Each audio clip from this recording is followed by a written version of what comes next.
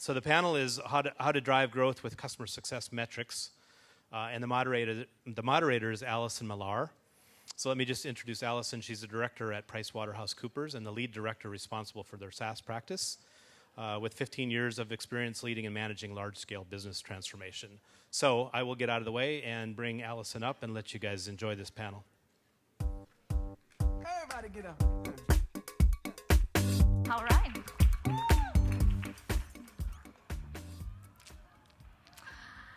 Hello and welcome, everyone. Thanks for joining us today. We've got a great panel ahead of us today. The topic is managing customer success metrics. And I'm Allie Miller with PwC. I'm very excited to be here today. In my role with PwC, I help large software organizations really effect new business model changes. And that often means offering their products as services. And one thing I know for sure is that the only way to successfully effect that change is really a laser focus on customer success. So I am thrilled to be joined today by a phenomenal panel, and we'll introduce them shortly. But panel, if you can come up to the stage and join me, please.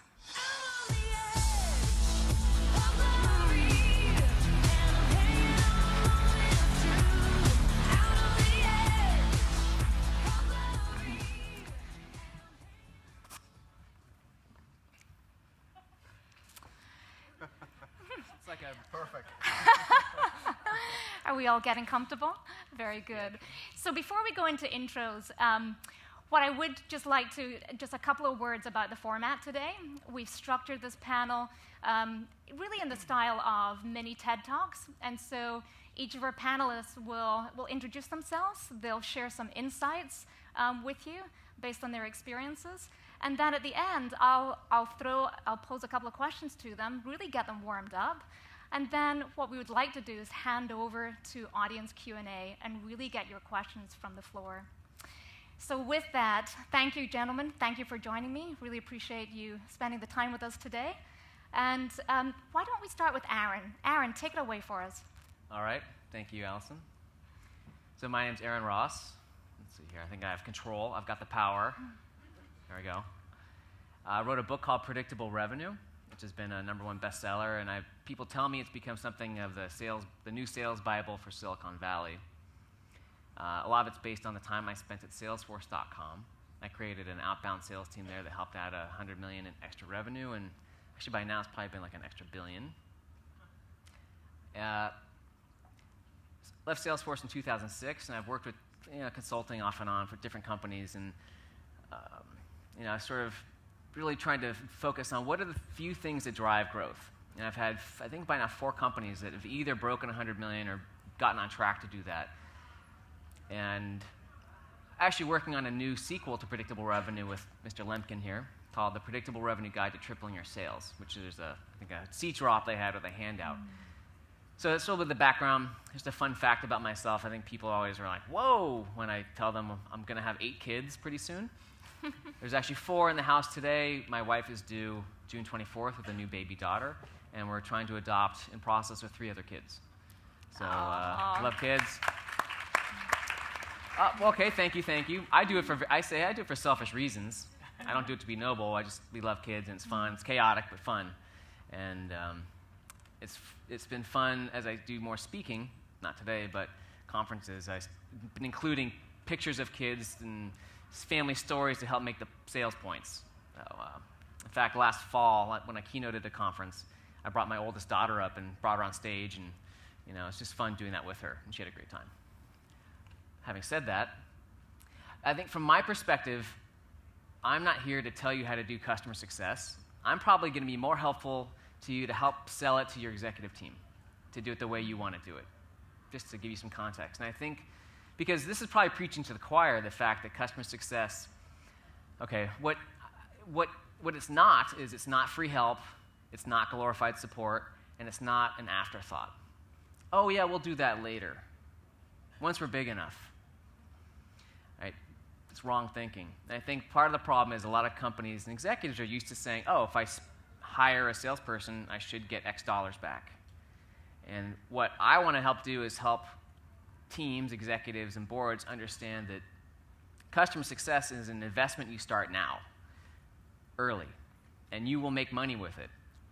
It's early to understand how much money you'll make, but a lot of the metrics and benchmarks are still coming together.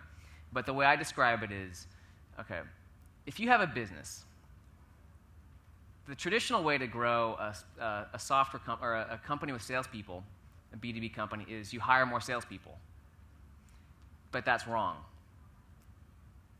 Lessons learned from Salesforce.com and some of these other $100 million companies is salespeople don't drive growth. Lead generation drives growth. Salespeople help fulfill it. And I think it's important to understand these three kinds of leads, these three types, because a lead is not a lead is not a lead. And oftentimes in board meetings, and you do need to learn something about how your board and executives think if you need to sell them on what you want, is they'll think, okay, we did $10 million last year and we had 10,000 leads, so to double our revenue to 20 million, we'll need twice as many leads. And that doesn't work, again, because a lead is not a lead is not a lead. And I say, look, just to break it down into simple terms, there's these three types. I call them seeds, nets, and spears. Seeds are really many-to-many, word of mouth. Right? Nets are one-to-many marketing. And spears are outbound prospecting, one-to-one. And the way, so the book I wrote, first book I wrote is called Predictable Revenue. And what executives care about is predictable results or systematic results. So the way to, now the popular ways to systematize these would be seeds would be customer success, realize, generating growth through word of mouth. Nets now, inbound marketing is popular, and spears are outbound prospecting. But the point is to help people, executives, understand that customer success is a growth driver. So it's not glorified support, it's what will help drive revenue. Help make them make that connection, and when they start to see it, they'll be willing to invest in it and give financial ownership to it. Excuse me. But I believe personally that a team, the executive team of the future would have a head of sales, a head of marketing, and a head of customer success, and they'd be on par of equal importance. Because they're all important. The mix for your company may be different, but they're all vital. And I think the last part of this is that for those executives or for you, they need to see where does the money come? Show me the money. It's always going to be a little bit different depending on the company because there's so many variations, at least today. But one example, and this is an example in this ebook, is from a company called Guild. I'm not sure if there's probably some Guild people here, I know at least at the conference. But the way what they own, and what's more common now, is that customer success often owns at least renewals, perhaps upsells as Guild, and they also have two things that matter to the company. It's not financial metrics, but they call it 90-day adoption, which is time to value, and they're in charge of product roadmap feedback. But essentially, they can show in a board meeting, here's how we're making the company money. So especially those top 2 points. And the executives need to know, or board, say, okay, because honestly, at the end of the day, they care about money. It's just the way it is. Yeah, hugs are great. They're important, but they're going to put money in where they see they're going to make money. So you need to show them that. So great, thank you. That's super. And Thanks, Aaron. Okay, if you move it forward. We'll find out. Duh. Wow. That's great. Mr. Lemkin. All right. I'm going to stand because I'm not that good at enunciating while seating. Just 60 seconds on me. I'm now a VC, new to the VC world at a firm called Storm Ventures that just invests in enterprise, mobile, and SaaS. I have a community called SaaSter. Maybe a few of you have read some of the content, but it's sort of the largest community now on the web for SaaS founders and aficionados and the stuff. Hopefully by the end of this year, we'll have 1 million views per month on our content. And I co-founded and was CEO of a company called EchoSign, and which is right out there and has done extremely well under Adobe. And sort of my shtick is I really knew nothing about SaaS before EchoSign. I literally knew nothing. I'd sold to the enterprise and I'd done the internet thing, but I had never done the combination of the two. And I pretty much got everything wrong you could possibly get wrong and learned from the trenches. And so what I've had fun doing the last 18 months is sharing all that learnings and still having built a pretty big success out of it. And what I learned, ultimately, it took me a while, is that of all the things out there, customer success was the most important, right? And I didn't figure it out our first year because you're just struggling to get any customers, right? And it didn't even figure it out the second year because the renewals seem to automatically happen because any customer you happen to get in the first year is going to renew the second year, right? I mean, they have an extreme desire to buy your product if no one's heard of you. So really, for first-timers like I used to be, it's not till the third year that you even figure this customer success thing out, right? And that's kind of a shame because the one thing that I learned is there's only one thing you know will work, right? Aaron talked about, will more sales reps work? Probably not, maybe, right? But you can't just throw reps at something and grow faster. Will more marketing spend work? Well, you could have like a really neat user conference. That'll probably work. But I don't know. Like maybe it won't work, right? There's only one thing you can do when you're really scaling, when you're growing faster than 20, 30, 50, 80, 100%. There's only one thing that's guaranteed to work is customer success, right? Because if you make your customers happy, you'll get more customers. And the learning that I thought I knew before I did it, but if you talk to any software company, any company that's at scale, right, any of the big ones, the Adobe, Intuit, Google, Facebook, whatever, Salesforce, you're going to hear one metric that's common to all of them, which is they get 80% of their customers from their old customers. They get 80% of their customers from word of mouth, right? And beyond all the metrics that we're going to talk about, right, your customer success are your advocates and your soldiers for creating that word of mouth loop that leads to all that subsequent revenue, right? The challenge is, of course, it doesn't work in a day, right? This word of mouth loop, or even if you have a somewhat viral product like I did, it takes time, right? So the single most important concept that I figured out, which can maybe help you socialize in your company, is what I call second order revenue, right? So sales does this amazing job, and they bring in the customer for the first year value, right? And that's kind of usually what the whole organization's focused on, right? What were the bookings for this week, this month, this quarter, this year? That's all the company talks about. But as we know, and I'm colorblind, but I think it's blue. Is it blue down here at the bottom left? I think it's medium blue. It's blue. That's just the tip of the iceberg, right? And there's two pieces that happen. First of all, if we're in the enterprise or larger customers, they're going to renew for the second year and the third year and the fourth year and the fifth year. And we don't really talk about that other than sort of calculating customer lifetime value, which is important, right? But then, of course, the second thing happens, right, which is upgrades, right? And on average, they're going to buy 120%, 110%, whatever the number is for you, more than their initial contract value. And then even more important is this true second-order revenue. You know, it's a total bummer when you've worked so hard on this customer, and then your champion quits and goes to another company. I mean, God, it just breaks your heart. But most of the time, they'll bring you into that company, right? They come with you, right? It's a little bit of risk, but it's actually going to increase your multiple, right?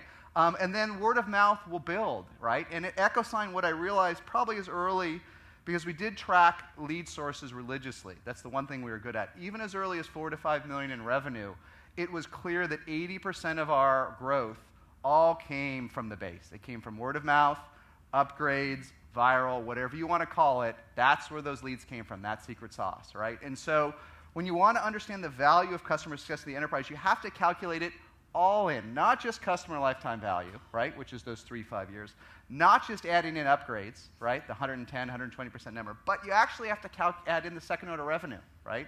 And when you add in that, which can be another 100%, right, when you realize, you'll do the math and you'll realize your customers are with 6, 8, 10x the first year ACV, right? What you'll realize, especially as a CEO or others, you're grossly underinvesting in customer success, right? You can't get any higher ROI. And the key is to help everyone understand this holistic calculation, right? And then all of a sudden you'll realize you should triple down. And what you'll see with a lot of folks that are now doing their second or third or fourth SaaS company, even folks like Nick at Gainsight, they're dramatically over-investing in customer success in the early days, right? And one metric, I think it was on the slide before, that a lot of folks use as a metric is 2 million per CSM, right? And larger organizations, you'll see something around that, right? And you can kind of back into that. I get this much revenue. How much do I want to spend to keep the revenue? How does it work? 2 million per CSM. I think the uber learning is as you're accelerating, that should probably be as low as 1 million per revenue per CSM, right? So that those customers can accelerate all this second order revenue. And this key math, a different way to put it, and I'm trying to help further quantify this, is not only is a customer worth 8 to 10 times its first year ACV, if you help the organization understand this, you'll realize customer success is 5 times more important than sales, right? Obviously, if we have no sales, we have no customers, right? And my VP of sales and I, to this day, we Facebook 2 or 3 times a day, all right? We're as close as you can possibly get. But the truth is, all this huge amount of recurring revenue that we have today, it's all from customer success. So as soon as you understand whatever your magic number is in customer success, and maybe we need to create a magic number for customer success, what is that all-in number, right? With all pieces, how much more revenue do you get after that? Not just customer lifetime value, but everything, second-order revenue. Customer success is worth at least 5 times more, right? And the one thing I'll tell you, I know it's not a metric, but the one takeaway from all this is once you figure this out in the company, make sure that everyone's getting on a plane, right? Because the one mistake a lot of CEOs make as they're growing the company is this, you got the big deal. The big deal comes down, and what's going to happen? CEO's going to get on a plane, right? And then you close that huge deal. You close that epic deal with whoever it is, with Aetna or Google or whoever your great customer is. And how much of the CEO's time, how much of the non-customer success time is spent visiting those customers, right? It's usually a tragically low percent, right? And actually, that time should correlate to the revenue. Your CEO should spend far more time visiting your existing customers than doing that cool deal, right? And I remember it took me a while to figure this out, but at EchoSign, one of our larger customers was Groupon. I was at Groupon probably in 2009, and this was before the IPO. Groupon was probably the hottest company on the face of the earth. And I look in the conference room there, the big one, and Mark Benioff's there, right? He's flown in from his mansion in Hawaii. I don't know how you get direct on a private jet from Hawaii to Chicago, but I guess you can make it in one hop. And I'm like, what is he doing here, right? And it turns out not only is Mark Benioff going, and they'd already closed Groupon for 10 or 20 million a year or whatever it is, not only is he going there, but they've got a phone at Groupon, right, where they can call Mark Benioff. Now, I don't know if he literally picks up, right? But seeing him there was this epic sort of this moment where I viscerally saw that. You've got to get the CEO on a plane, right, and spend more trips on a plane visiting your existing customers, building those relationships than going out to new ones. And sort of my final point, what do I have, about 1 minute? Good. Yeah. 1 minute. Now that I'm no longer running EchoSign and far more talented and experienced people than me are running at Adobe, and a lot of time's gone by, you do see how all this churn sort of affects itself over time, right? And you'd love to say you lose no customers, but you do lose some for a variety of reasons. There's one thing I've learned when I've tacked this back over time. When I was there, we never lost a company that I, as the CEO, visited. Never, okay? And churn is such this weird concept. You'll have seemingly very happy customers, and you'll lose them, right? The renewal company, holy cow, they went to your competitor. They never complained. They had incredible utilization. And then you'll have other customers that never deploy, right? Or they complain and they're miserable, and you retain them at a very high level, right? And the key, especially for the second group, is just go there, right? If you go there and build the relationship. The thing about this recurring revenue is it's like Ajay said on the panel before, it's not like buying a piece of enterprise software you put on the shelf. The customers know it's a 5 to 7 year commitment. And if the CEO builds that relationship with the customer, they'll just never leave you. So for a different metric that's not quantitatively, I came up with this metric, which is 5 plus 2. So every CSM should do 5 on-site visits a month. Okay? Go face-to-face, especially if you're in the Bay Area and you have customers in the Bay Area. It's just not that hard. 5 visits. Why did I make up 5? Because it's more than 1 a week, okay? So everyone should check in, and everyone needs to be scored. Did you go to 5 on-site visits a month, okay? You won't lose those customers. And then 2, what you eventually should get in your first year as a CSM, if you do 5 per month, right, which is 60 a year, you'll get 2 badges. Your customers will be so tired of checking you in at the front desk that they will give you 2 badges. They literally would. And if you make your CSM team do 5 plus 2, including the CEO may not get the badges, but has got to do the visits. This will have the profound effect of accelerating that revenue in the out years, right? The fact that I never lost a customer that I went and visited, no matter how much crap I heard, no matter how many complaints I heard, even in some cases where, for example, we were integrating to Salesforce and they never deployed Salesforce and they never deployed us, if we went out and visited, they'd always renew. And so maybe my last point, and this one is maybe more obvious than we've chatted about, but why is this so important, this second-order revenue? As we know, customer success is increasing net negative churn, building revenue from the base. And we're here for Gainsight. So first, we need tools, right? We have to have tools to measure this, right? And then I know I'm preaching to the choir here, but the one thing I've learned is you can't have any best efforts in customer success. I know at a lot of bigger companies, it's soft, it's squishy. Customer success is viewed as sort of customer support on steroids. It's viewed as a cost center. The whole point of this is customer success is the best revenue center you can possibly have in a recurring revenue company. It's better than sales. It's better than everything else. So you've got to measure it, and then you have to drive it up quarter over quarter. That's the key, right? And if you can't measure it, You can't improve it. So my learnings, thanks for the time.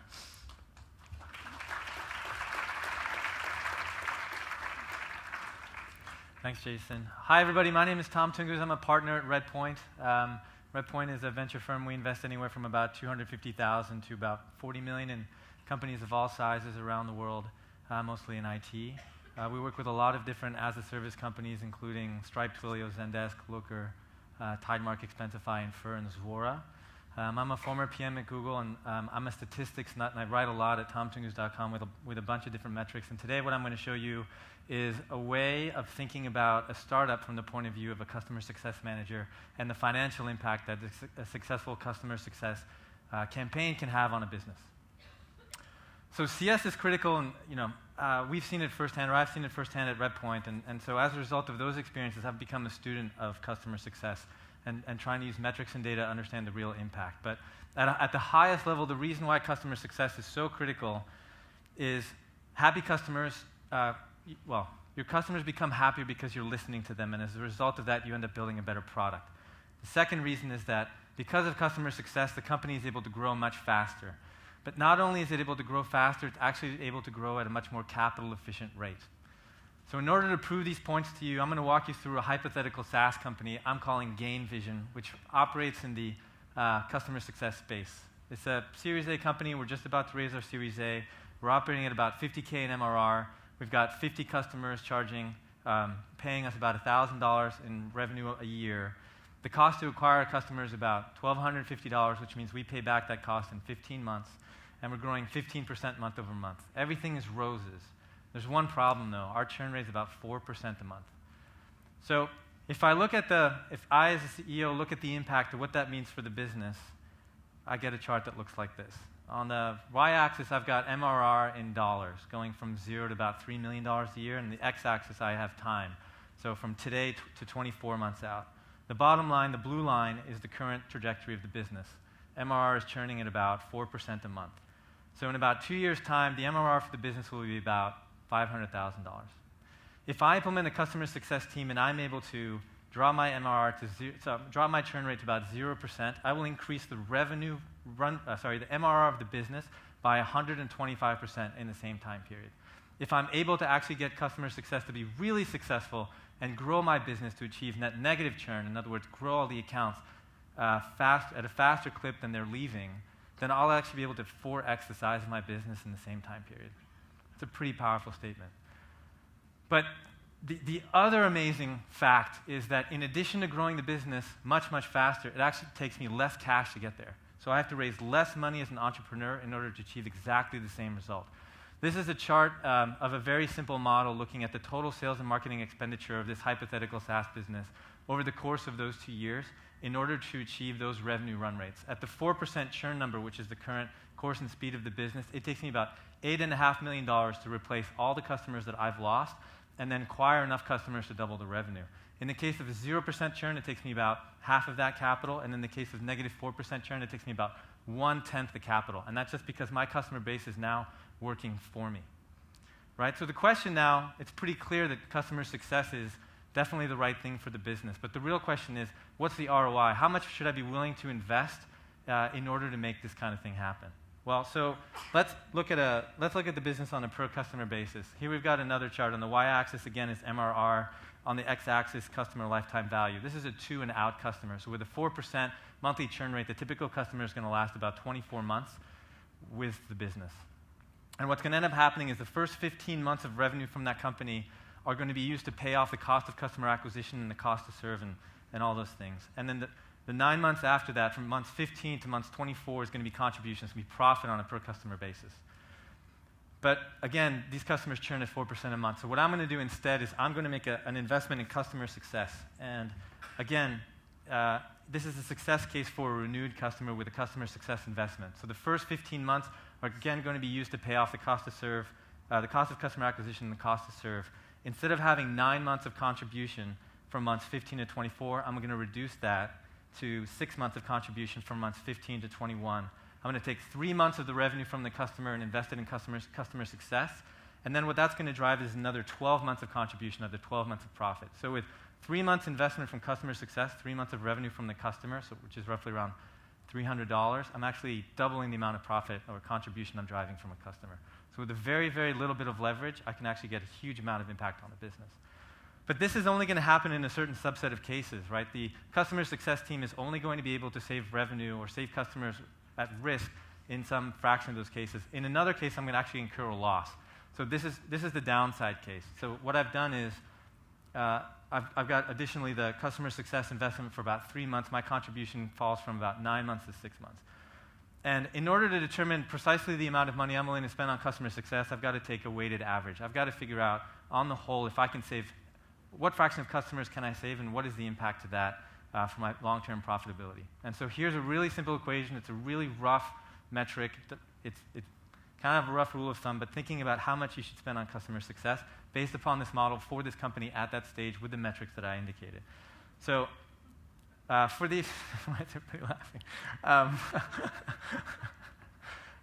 It's roughly basically the save rate times the value of the extension. So in this case, it's about, if I assume that my customer success team can save about a third of the people who are going to churn, and they renew them for about 12 months at $83 a month, it's about $300, or about 30% of the annual contract value of a particular customer. And for that investment, if I can achieve a 2 percentage point decrease in churn, I actually get a ton of benefit. I increase my revenue by about 50%, and I decrease my sales and marketing costs by about 30%. And that's the reason why I'm so excited as an investor about promoting and championing customer success within startups, because the amount of leverage that you can get for a tiny investment into this team is absolutely stratospheric for the business. Thank you very much.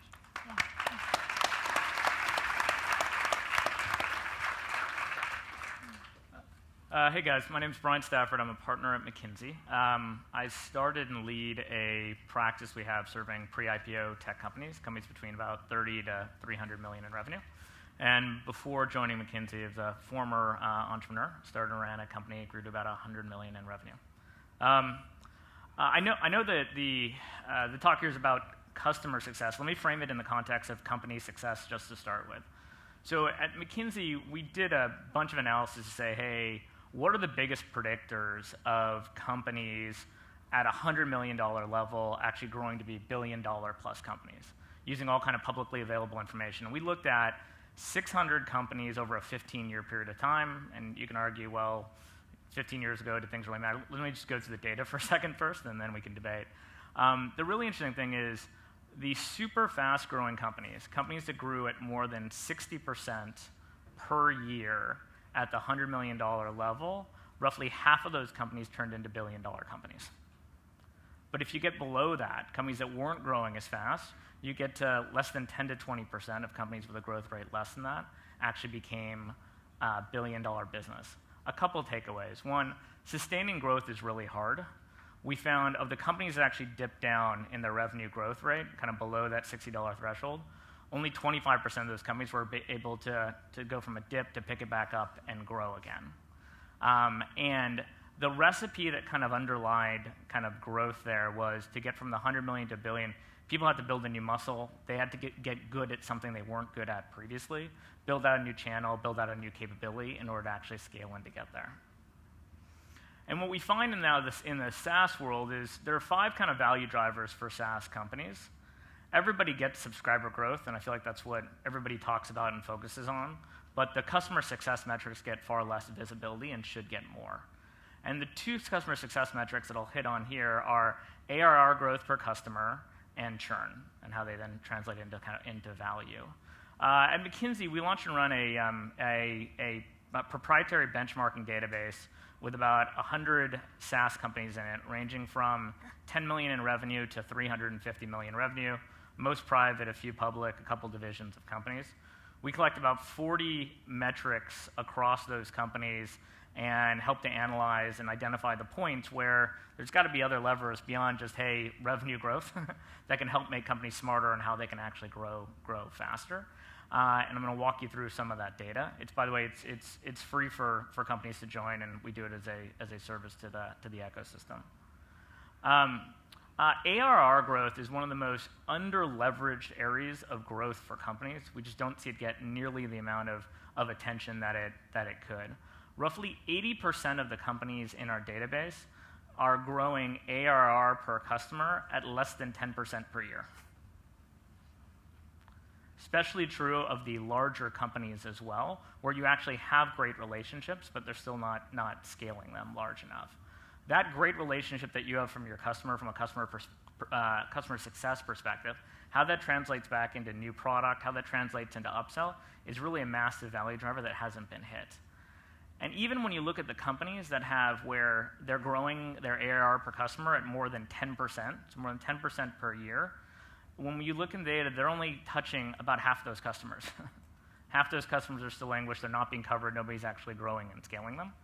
And across those levers, we find smaller companies, smaller in revenue size customers doing it better as they try to scale up their relationships, but the bigger companies not touching it at all. And pricing is a huge lever that we see no one touching. People are so worried that your customer is going to churn. If you actually don't go visit them, you're actually never going to realize that you actually probably have some pent-up opportunity to increase pricing, beyond what the discount that you gave them in order to close them. Next lever is churn. Churn, I think churn gets lip service, I feel, but it doesn't actually get kind of the focus that it really deserves. If I look at churn and the churn numbers in our database this year and I compare them to next year, in aggregate, they're the same. There's no material difference. Some companies have gotten better, but in aggregate, they're exactly the same. When you look at the churn rates as well, you're talking at churn rates for most of these companies in the 20 to 40% per year churn is kind of the average churn when we look at it on a cohort basis. I think that's an important thing to call out. Most companies are growing, and many of your guys' companies are growing so quickly that the denominator on number of customers is growing even faster than the total number of customers we're losing are. If you're doubling in size or increasing in size by 50%, and you actually have a churn of 20 to 30%, the reported churn is going to end up looking something more like 15%. And then people look around a boardroom and they say, 15%, well, it's higher than I'd like, but I guess it's not that bad. But in the reality, it actually tells a different story on the health of the business for fast-growing businesses, and actually not looking at the real health and actually the churn of those customers when no one's paying attention to them. And there's real dollars at stake here. When I look at, I serve a large wireless company, some of my other partners and colleagues serve other cable companies, and when you look at real, mature, at-scale subscription businesses, and the way that they manage every little lever and dial and tie it back to how successful customers are and where are their points that they can upsell them or whatever else it is, there's big dollars at stake. Kind of in this hypothetical example of a wireless company, kind of an average across the four major wireless companies out there, there's about $400 to $500 million in value, it's in revenue at stake, $150 million in margin from managing the churn okay versus managing churn very well. It actually really matters, and as growth slows, you would hope that people actually can focus on that, but you actually don't have to wait for growth to slow, which is actually then this next chart, and it'll be my last one. When you look at, we did a fun comparison just for the sake of looking at the top quartile companies in our database on growth. So the companies that are growing, the top quartile is growing about 64% in revenue growth per year. Then we took a look at, and there is some overlap, that's why I said it's a little bit of a fun comparison, but when you look at the low churn companies, the companies who actually are churning at kind of less than 2.5% per quarter or 10% per year, they're still growing at 32%. But when you actually look at the customer lifetime value of the highest growers, that 40% per year churn, that 10% per quarter, 40% per year, just craters the customer lifetime value. And no one's actually focusing on it. And the lower churn companies are unbelievably more capital efficient and actually focus on, and either have focused explicitly on maximizing CLTV, or they've just done it by focusing on best practices and whatnot. Now, the interesting thing here, and if I then spin this back to the first chart I showed you, which said, hey, I got to grow at 60% per year because otherwise I'm not going to grow and scale and become big. The interesting thing, though, is the takeaways from the best practice people from managing churn, either through use of tools and technology or how they put the focus on it, all those learnings can be applied to any other company. It's just not a focus. It's not part of management. It's not part of DNA. So, for example, those companies actually focus 10 to 20% of their people, of their FTEs, on farming versus hunting, which is some sort of a post-close relationship management success-related role. And they spend 30 to 50% more FTEs on churn prevention, which is when you go in and talk to people and you say, hey, not surprising. It doesn't take a consultant to tell you this, but if you put more people on preventing churn, you will have lower churn. And they go, okay, I get that. And said, well, why don't you do that? And I'm like, well, we're hiring 20 people, and I need those 20 people at sales, and well, why don't you take 2 of them and put them into reduce? Oh, my board wants me to hit these 20 people on sales. And said, well, okay, the data's the data. You'll figure this out at some time. But so I think there's a lot that can be learned actually from more mature companies, because it's just good business practices and holding on to your customers that everyone will realize at some time. The sooner you realize it for your companies, the better. So that's all I have.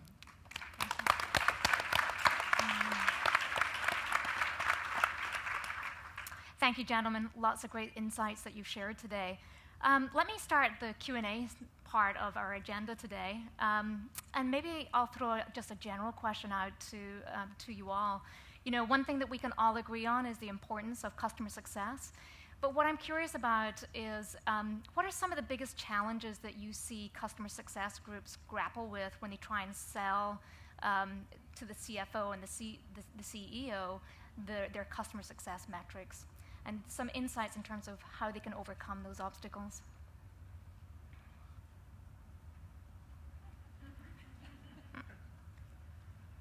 Well, actually, I was talking with some guys last night, including Tony.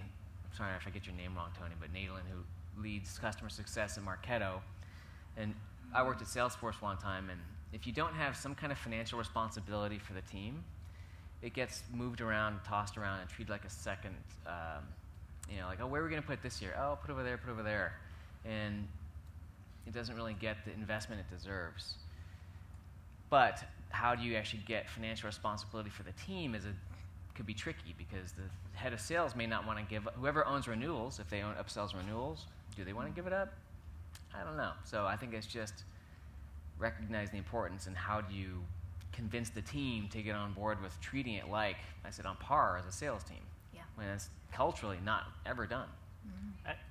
I think it's data and analytics and ROI, I think is what it really comes down to. And that doesn't, if I look at our largest clients, and if I also look at some faster growing companies, if you're a really, really big company, your data exists in 10 different systems, different data warehouses, multiple teams touching on anything. Like, how do you actually give someone, if you make a business case and provide line of sight into what impact it has, you're actually going to get the funding, the support, et cetera. And I think for most companies in the room, I think it's focus, because the systems aren't as complicated. You're not dealing with multiple data warehouses and different systems. It's all sitting right there. You can utilize, selfish plug, you can utilize tools like Gainsight and others to actually better monetize and actually look at the data and make that case. I think if people get the data that I think we've all shown in different versions of our slides, and you can make the case, I think it's easier to do. Yeah, the last part I'd say is having a voice when it comes to talking to the sales team about which customers the sales team is pursuing. Because if the customer success team owns renewals, it has to make sure that the kinds of customers that are coming through the top of the funnel are the right kinds of customers. That's a good point. I think to also add to that, I think if you don't have visibility at the C-level office, it's going to be a 2 to 3 year project. A friend of mine, his company got acquired, and they wanted to move his whole customer success team reporting to customer support, right? Which was actually borderline outsourced, okay? Now, we can laugh in the room, but what that says is that company has not yet learned that customer success is a revenue center, okay? That it's the most key one. And you're not going to change that in a day, right? First, you've got to measure it, like we talked about. Then you have to socialize those metrics. Then you have to prove those metrics. And then for that fiscal year, then people will start to nod, and then next year you're going to get the budget. So I wish there was a perfect answer, right? But I think if you don't have if this doesn't exist in your company, if there isn't recognition, and the DNA doesn't change, because the DNA change can change this overnight. It's going to be a 2 to 3 year process, right? And you've got to quantify it, right? Because if you don't quantify it, it's just like support. It's just COGS, right? But customer success isn't COGS. Customer success is down there in sales and marketing expense, right? There's a reason. It's not a cost of goods. It's a cost of revenue. Absolutely. Great. So given that we're running a little short on time, let me throw it open to audience Q&A at this point. And I think we've got some microphones in the audience. Questions for our panel?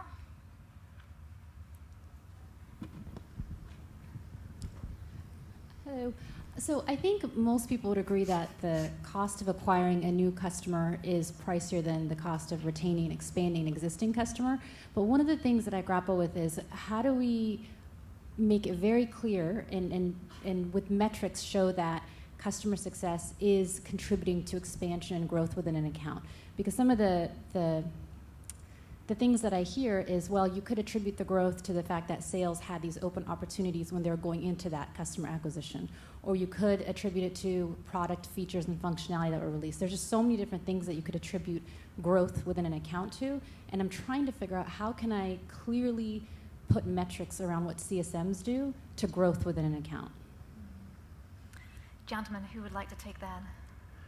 I'll take it. I think it's a really difficult problem, and it's not yet a solved problem. I think the companies that I've seen handle it the best, what they do is they run correlations. And they tend to run correlations between the number, the type of different customer success events and the growth of an account. And then they benchmark that against customers who haven't had exposure to that. So you're really kind of running an A/B test in order to create a baseline and to make a measurement. But attribution in marketing or in customer success like marketing is a really, really difficult. It's a really difficult problem. It's not solved. I think two versions, it is hard. I mean, two thoughts. First of all, it's hard in sales too, right? Occasionally you have leads that come in and they say, I want to buy today.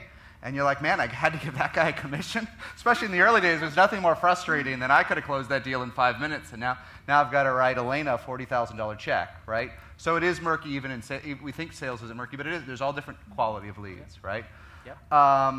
I'll throw out a thought that will help. I don't know what % of CSMs have a bonus plan that is tied to upselling their accounts. I think you've got to socialize this and get it done. I think you have to, if you don't, first of all, you have to measure it, right? Then you have to improve it, and then you have to incentivize it. Incentives work for different people for different reasons, right? And I think one key piece is making sure there's a bonus component that is contingent on upselling those accounts or on reducing churn, depending on what type. Smaller business and maybe reducing churn. Larger customers, it's about increasing the size. And make sure there is a material variable component that's at least 20% of the base, and then I think magic will happen from there.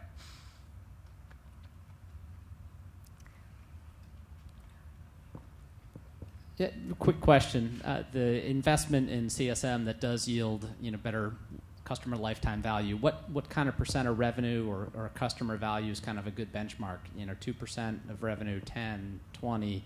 What kind of metrics have you guys seen as companies start to get out of the pure retention and get into some of the growth phase of the CSM function?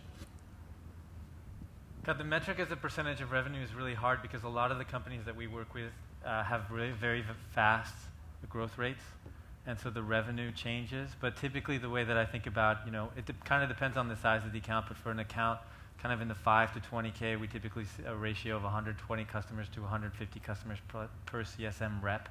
That's going to obviously depend on the complexity of the product and the value of each account, but that's roughly what I've seen in companies that I work with. I think also the question might be what % of revenue do you spend on retaining that account? I think you're going to see 5 to 20%. Right, and I think 5% is kind of an old school number, right? So if you have $2 million per account and you only spend 5% of that, you can only accomplish so much, right? 10% is probably the kind of all-in number that we're thinking about, right? A CSM for less than $2 million, fully burdened cost, plus all the cost of supporting that customer, maintain it. That's going to be 10%. And folks that are investing in accelerating business are probably spending close to 20% of that revenue, right? But that's still less than the magic number of more than 100% that they may be spending all in to acquire that customer. And it's the best use of that scarce venture capital, too. But 5 at the very low end, and I think 20 are folks that have done this again. They're pushing that number high. Other questions from the audience?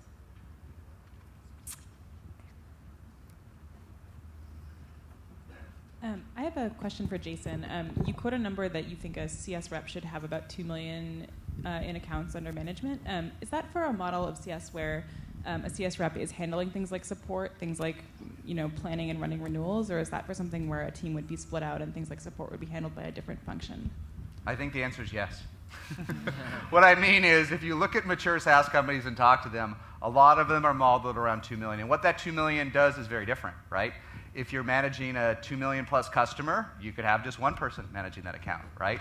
If it's really a high velocity SMB business with a $2,000 ACV, right? You may have to figure out how to deal with 1,000 customers, which is a quantitative, proactive but glorified customer support job, right? And I think there's a continuum from 2,000 to 1 customers that defines the job. And so I think, if you put 1 per 2 million, it sort of normalizes out against that number. So unfortunately, I think the answer is just yes. That's what the organization tends to expect. And the more customers you have, the more you do all those different pieces. Maybe time for one last question?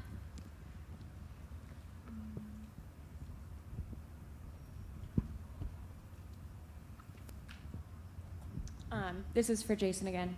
I was wondering if you could dig in a little more to that same point. Why is the number 2 million? Is that just a trend you've seen, or is that a best practice?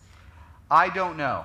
What I do know anecdotally is people figured out a certain set of norms, like this magic number that you should try and go profitable on your customer in month 13 or month 7.6 or 15.8, right? If you're a box, 18.1, but still grow 100% a year. Like some of these things, people figured themselves out because this isn't 20 years of experience in recurring revenue models. So 2 million has become it. I think, though, you can back into it from a cost of revenue perspective, right? So if a fully burdened person that's experienced with benefits and office and parking space is going to cost you $100 and something thousand, that eats up a fair amount of revenue, right? For most organizations, if they're viewing it as a cost center, unfortunately, when it gets much more than that, it's going to seem expensive. But I do think that's a best practice number that folks have been doing for a while. But I think that's being driven way down, right? People have figured this out, especially second and third timers, that this is the best investment, right?